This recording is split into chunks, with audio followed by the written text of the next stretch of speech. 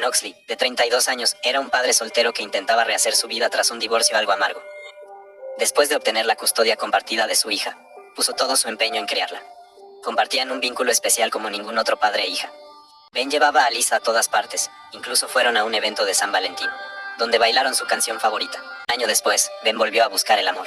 Conoció a una mujer llamada Melissa y parece que casi instantáneamente, en sus primeras conversaciones, ya había chispa. Mientras planeaban conocerse, Ben decidió llevar a Lisa a su primera cita, ya que su aprobación significaba mucho para él. Aunque Melissa se sorprendió por el rechazo de Alisa en su primera cita, no se molestó. Al contrario, se enamoró por completo de ella y encontró adorables sus celos infantiles. Mientras el amor de Ben y Melissa florecía, juntos empezaron a formar una nueva familia. El 17 de septiembre de 2006, después de salir durante casi un año, la pareja decidió casarse. Incluso hicieron una ceremonia especial para Lisa, que tenía 4 años y que fue la niña de las flores. Durante la boda, Melissa se agachó frente a la pequeña y le colocó una pulsera en la muñeca, que estaba grabada con su promesa de que siempre se amarían y siempre se apoyarían como familia. Poco después de la boda, Ben y Melissa obtuvieron la custodia total de la niña, y por fin dejaron de compartirla con la ex esposa de Ben, Don. Formaron una nueva familia compuesta por Ben, Melissa, Alisa y el hermano de Melissa, Craig. Desde ese día, Alisa tenía una madrastra. Basada en el amor, la familia tenía un brillante futuro por delante, pero tristemente sus vidas darían un giro inimaginable. El 21 de febrero de 2008, 2 años después de la boda, la policía de Nevada recibió una llamada realmente inquietante a las 3:30 de la madrugada. 911. ¿Cuál es su emergencia? Estaba durmiendo y al despertarme vi que mi esposo fue atacado. Melissa Oxley, la madrastra de Alisa, llamó al 911. Su voz no dejaba de temblar al decir que había despertado junto a su esposo cubierto en sangre. La operadora envió a la policía mientras seguía haciéndole preguntas. ¿Está despierto? Está muerto. ¿Falleció? Sí, ¿Crees que alguien le ha disparado? así es. ¿Dónde está tu esposo? Vuelve a acostarte. Lo siento. ¿Con quién estás hablando? Con mi hija. Quédate en la habitación con tu hija. Alisa, que tenía 6 años, estaba en shock y le pedía a su madrastra que le dejara ver a su papá, pero Melissa no quería que lo viera. La madrastra escuchó ruidos que venían de fuera de la habitación. Rápidamente informó a la operadora, temiendo que un intruso siguiera en la casa. Que venga alguien, por favor. Mientras hablamos, mi compañero está enviando unidades hacia allí. Activamos el código 3, con luces y sirenas, y condujimos lo más rápido posible. Cuando llegó la policía, la puerta estaba abierta. En alerta se acercaron al vestíbulo. Había un silencio inquietante, las luces estaban apagadas y no se veía nada. La policía avanzó en silencio por la casa hacia el primer dormitorio. Cuando entraron, se encontraron con una figura oscura sobre la cama, cubierta con mantas, que no se movía.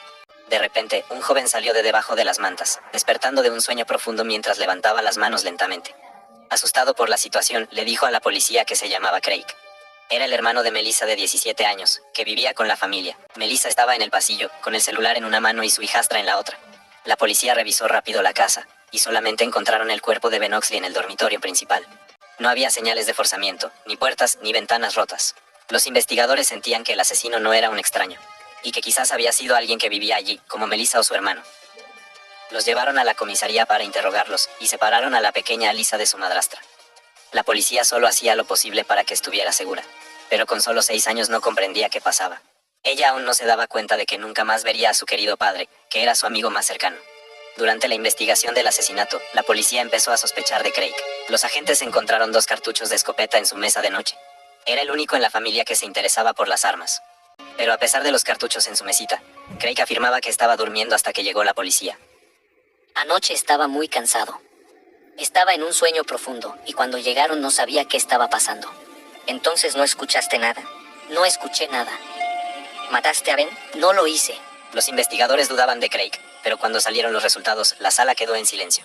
No había residuos de pólvora en sus manos ni pruebas de que hubiera disparado un arma. Tal y como afirmó, estaba durmiendo en el momento del asesinato. A partir de ese momento todos se centraron en Melissa. Si alguien le disparó, ¿cómo es posible que no vieras nada? La verdad es que no tengo ni idea. A veces la gente sabe más de lo que quiere explicar, pero necesito saberlo todo. De verdad que no lo sé. Pensar que te están culpando por la muerte de tu propio esposo es el peor sentimiento del mundo. Melissa era su principal sospechosa. Insistió en que no sabía nada sobre el asesinato, pero los detectives no le creyeron. ¿Cómo podía estar durmiendo a su lado sin enterarse de nada? Para ellos, ella era la única pista que tenían, pero en ese momento no tenían ni pruebas ni evidencias para arrestarla, ni para arrestar a nadie. La investigación llegó a un callejón sin salida, ya que no tenían pruebas que implicaran a Craig en la escena del crimen y que Melissa hubiera matado a su esposo. Así que la policía se vio obligada a liberarlos. La policía descubrió una póliza de seguro de vida de Ben por $400,000 que había dejado para Melissa en caso de su fallecimiento. Aunque Melissa afirmó no saber nada, esto parecía una prueba clave, especialmente para la familia de Ben, que pensaba que Melissa podría haber matado a su esposo por dinero. Con varios rumores circulando, la ciudad observaba de cerca a la viuda, y todos tenían sus teorías sobre cómo se había librado de la acusación. En ese momento, todos los que vivían en el pueblo asumieron que su esposa lo había asesinado mientras dormía. Era la principal sospechosa porque estaba acostada con él. No tenía sentido que no le dispararan a ella. Con el fin de proteger a la niña, un juez envió a Alyssa a quedarse con su madre biológica, la exesposa de Ben, Dawn.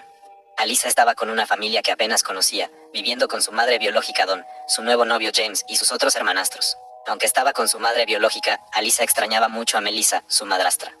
Estaba lidiando con el repentino dolor y la tristeza de perder a su padre. El hombre que siempre estuvo ahí para ella, alguien que la cuidaba, la apoyaba y lo sacrificaba todo por ella. Alyssa solo quería que todo volviera a la normalidad con su padre y su madrastra. Pero en su nuevo hogar y lejos de Melissa, la niña estaba expuesta a rumores y acusaciones desagradables contra su madrastra. Todos a su alrededor hablaban del asesinato de su padre y apuntaban con el dedo a Melissa, especialmente su madre Dawn. Increíblemente, Alyssa era la única persona que creía en la inocencia de Melissa, aunque estuviesen separadas. A pesar de lo que todos decían, ella confiaba en que el amor y los momentos felices que había vivido con su padre y su madrastra eran reales. Lo que Alyssa llegó a contarles a los detectives fue algo que nadie había logrado confirmar aún. Los investigadores no esperaban que Alyssa, la hija de 6 años de Ben, pudiera haber sido testigo del asesinato. Recuerdo que esa noche me desperté porque oí un chirrido que venía de la puerta de mi habitación. Por lo tanto, me levanté, miré hacia afuera y vi entrar a alguien. ¿Sabes quién era? No lo vi bien, no lo sé. Ella solo vio como alguien la observaba. Esa fue la primera vez que tuvimos a alguien más posiblemente involucrado. Ese testimonio rompió las teorías de los detectives sobre Melissa y empezaron a investigar a quienes pudieron tener conflictos con Ben. Pero lo que no sabían era que el culpable había estado justo frente a ellos durante todo ese tiempo. Tras la muerte de Ben, su ex esposa Dawn había podido recuperar a su hija de su exmarido, algo que deseaba desde el divorcio hacía años. Pensando que por fin había llegado la hora de empezar una nueva vida con Alyssa, Dawn no sabía que los detectives empezarían a investigarla de cerca. Poco después descubrieron que Dawn no era la madre que toda hija desearía tener. De hecho, parecía que Dawn tenía un historial de negligencia por no cuidar de su hija. Los detectives empezaron a descubrir el largo historial de Dawn entrando y saliendo de la cárcel por su adicción a las drogas, la misma razón por la que había perdido la custodia de Alyssa a favor de Ben durante el divorcio. A diferencia del hogar feliz que Alyssa tenía con su padre y su madrastra, ahora debía lidiar con los problemas de su madre con las drogas y el alcohol, con sus delitos y con su negligencia como madre. Los investigadores interrogaron a Dawn ya que querían averiguar si tenía alguna conexión con el asesinato y determinar dónde había estado la noche del crimen. Declaró que estuvo en la casa todo el tiempo y que no sabía nada. ¿Quién estaba en la casa esa noche? Mi hijo Devin, mi amigo James y yo. James es el hijo de mi mejor amiga. Pasa mucho tiempo en casa. ¿Quién estaba despierto a las 4:30? James estaba despierto conmigo y me insistía que me acostara. ¿Tienes una relación romántica con él? No, solo somos muy buenos amigos. Dawn explicó que James Matlin era su nuevo amigo, pero luego descubrieron que él había estado entrando y saliendo de prisión y que habían estado viviendo juntos por un tiempo. Dijo que la noche del asesinato estaban viendo una película juntos. Aunque era una coartada perfecta, algo no convencía a los detectives. Luego llevaron a James a la comisaría para interrogarlo. Se sentó frente a los detectives y empezaron a hacerle preguntas relacionadas con una sola cosa: su posible conexión con el asesinato de Ben Oxley. No lo maté. No sé quién lo hizo y sé que no fue Dawn. No sé nada sobre el asesinato. ¿No están involucrados en la planificación de su muerte? Ya dije que no. Te estoy mirando a los ojos y te estoy diciendo que no tuve nada que ver con lo que pasó. No había pruebas físicas ni nada que pudiera incriminarlos, y ambos negaban cualquier participación. Pero el tiempo se estaba agotando, y si James o Dawn estaban implicados en el crimen, Alyssa corría un gran peligro viviendo con ellos. Melissa anhelaba reunirse con su hijastra, pero legalmente la policía no podía hacer nada. Y a menos que tuvieran pruebas firmes contra Dawn y James, ellos no podían quitarles la niña. Alyssa seguía con su madre biológica. Sin opciones, la policía centró sus esfuerzos en descubrir la verdad. Necesitaban evidencias sólidas para actuar, así que empezaron a vigilarlos muy de cerca. Dime, ¿sobre qué piensas que te mentí exactamente? En el primer interrogatorio, cuando te pregunté si habías salido de la casa esa noche, me dijiste que no. Te inventaste una historia sobre cómo vieron películas toda la noche, y me dijiste que te dormiste en el sofá, lo cual es mentira. Hace poco vimos en un video que estuviste en un 7-Eleven. Encontramos inconsistencias en su historia. Por lo tanto, también podría haber mentido en otras cosas. Pero aunque tenían las grabaciones como prueba de que James mentía sobre su paradero la noche del asesinato, no había suficiente evidencia para arrestar a nadie. Todas las pruebas apuntaban a Melissa, quien solo quería volver con su hijastra. La policía estaba bastante indecisa, cuando en un giro inesperado, surgió una nueva voz en la investigación. Una voz que lo cambió todo. Era el hijo de Don y el hermanastro de Alyssa, Devin. Cuando entró en la comisaría su rostro mostraba el peso de lo que iba a revelar. Dijo que debía confesar algo importante que vio en la casa de su madre la noche antes del asesinato de Ben. Mi madre no dejaba de mencionar que quería que Ben muriera. Les habló sobre lo que dijo su madre sin parar esa noche. Odiaba a Ben por arruinarle la vida, por hacerla pagar la manutención y lo culpaba por quitarle a Alyssa.